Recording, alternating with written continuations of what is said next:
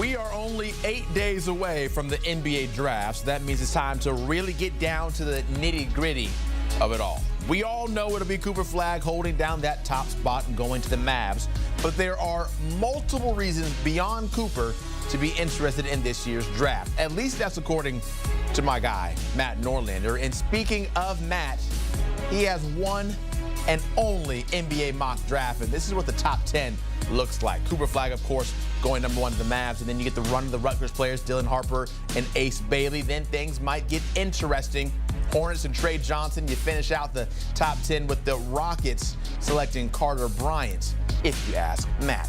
And speaking of Matt, we could not continue this conversation without bringing and welcoming him in. Here's Matt Norlander. And Matt, I want to start with the 3 reasons that you have that are interesting for this draft class. And with reason number 1, we start with Cooper Flagg.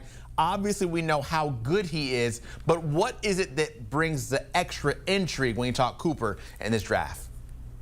Well, Cooper Flagg is one of the 4 best prospects to come into the NBA over the past 15 years, in my estimation, and this will be remembered as the Cooper Flagg draft above all. It doesn't matter if Cooper Flagg winds up as the best player in this draft when we look, 5-10 years down the road or not.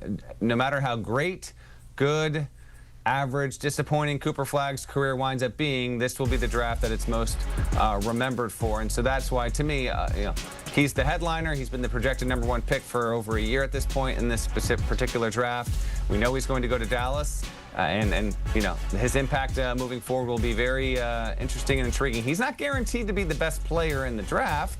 He's just the most likely player to be the best player. Those are 2 different things altogether. So beyond anything else, this is the Cooper Flagg draft, and it's what it will be remembered for, 10, 15 years from now. Yeah, and at least to this point, he has checked every box when it comes to how well he played at Duke. You could go back to in Vegas, playing against Team USA and their run up to the Olympics and how well he looked there. So the intrigue is there, and soon enough, we'll be able to see him out there on the NBA court. On to reason number 2.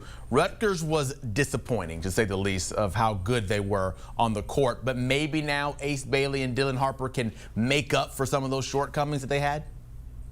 Yeah, this is, the number 2 thing I think that will be attached to this draft. I'm kind of combining the college angle and the pro angle. There's never been a team that failed to make the NCAA tournament and then went on and had 2 top 10 picks in that same year. Rutgers is going to do that. They could have 2 top 5 picks. They could have 2 top 3 picks, although there was reporting from ESPN that kind of put out there some of the rumor mongering with Ace Bailey in recent weeks, and where does his stock land? Could he fall to number 6? He's going to work out with the 76ers here soon. I have him going to Philly. I think ultimately the 76ers take Bailey because he has the highest ceiling of any player. But regardless, Harper's going to go number 2, and Bailey will not be far behind him.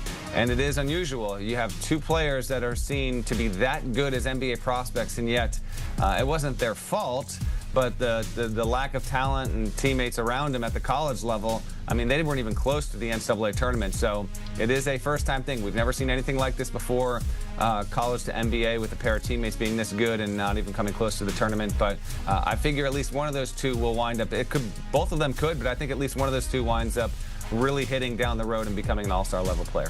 Yeah, it really was one of the bigger disappointments. I know, at least for me personally, I was looking forward to seeing Rutgers and maybe all the noise that they would have been able to make during that college basketball season, but it just never happened. On to reason number 3 that you say this draft will be interesting, and I'll pose it this way. Where is the talent in this class when you look at it top to bottom?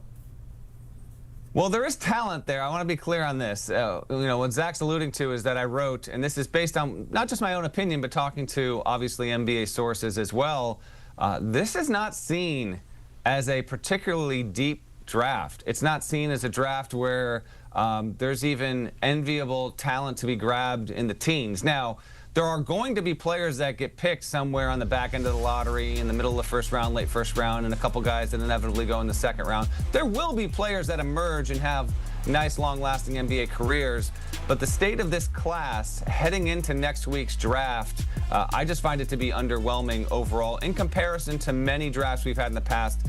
say 8-9 years. Last year was also not considered that to be that great of a draft, but this one I feel like hasn't gotten too much discussion about that. But in talking to some NBA sources, there's just not a lot of enthusiasm with this particular draft and class. And I'm not going to single out any particular players, but there are a couple of players that are projected to be in that top 20 range. And I had some NBA people tell me, maybe they'll wind up having really nice careers, but it does show a reflection that if this was like, an average or a slightly above average draft, like players like this, like they would be fighting to be going in the late first round, not considered to be locked top 20 picks. So there's plenty of good players around. Like I love Danny Wolf. He's going to go anywhere from 13 to 20, and I think Danny Wolf is going to have a tremendous career. But on balance, on the whole, I just don't find this to be a particularly strong or ultra deep draft class. Is there a sleeper that you feel out there as you were going through and making your mock draft for the first round that you feel like, okay, yeah, maybe they're going to go outside of the lottery, but you think that they could truly turn into a great pro and all-star at that? There are a couple. Well, one name I'll give you right away here. He's a name that's not a sleeper in NBA circles because he's been the fastest riser of any player over the past 2 months, and that's Cedric Coward. People watching might not be familiar with the name unless you're really dialed into mock drafts. He is going to pull off something that is unprecedented in college to NBA draft annals. He started at Division III, okay? His Division III team won 6 games. Then he went to Eastern Washington for a couple of years. Then he went to Washington State last season, only played 6 games. He only played 6 games. And yet he's going to be a top 20 pick. I don't think there's ever been someone that has gone from D3 player to playing fewer than 10 games the year they got drafted and still wound up as a top 20, top 25 pick. Cedric Coward, someone that I think has all-star level upside. As we talk here, Zach, we're coming off of Game 5 in the NBA Finals, and Jalen Williams was a player that I highlighted, talked about on HQ a few years ago. He wound up having a similarly very high ascent in the weeks leading up to the draft. He went 12th to Oklahoma City. Now look at him. He's one of the 20 best players in the league. I think your best value for a player that's probably going to go outside the lottery is Coward. Real quick, I'll give you a couple other names. Walter Clayton Jr. is going to inevitably be picked lower than he should, but I do think there will be a Jalen Brunson effect there, and I do think ultimately he goes, rightfully so, somewhere comfortably in the first round. But I would have a top 20 grade on him. I'm not convinced that he's going to go there. And then I think sometimes players and what they are and what they aren't, it gets held against them. But a player that I think is going to have really good value, really good smarts, really productive is Maxime Reynaud out of Stanford. He's projected in that 25 or lower range. I think ultimately he proves himself to be someone that is able to step in and be a contributor in the NBA and plays through multiple contract cycles. One thing that I just really stuck on there because of the J-Dub and you talking about him before he came into the league, it means, Matt, you know exactly what you were talking about, and that means everyone at home should, hey, if Matt highlights someone, that means they are going to have a good career. Matt Norlander, thank you so much, and we are excited, of course, to revisit this years down the road to see how this draft class pans out.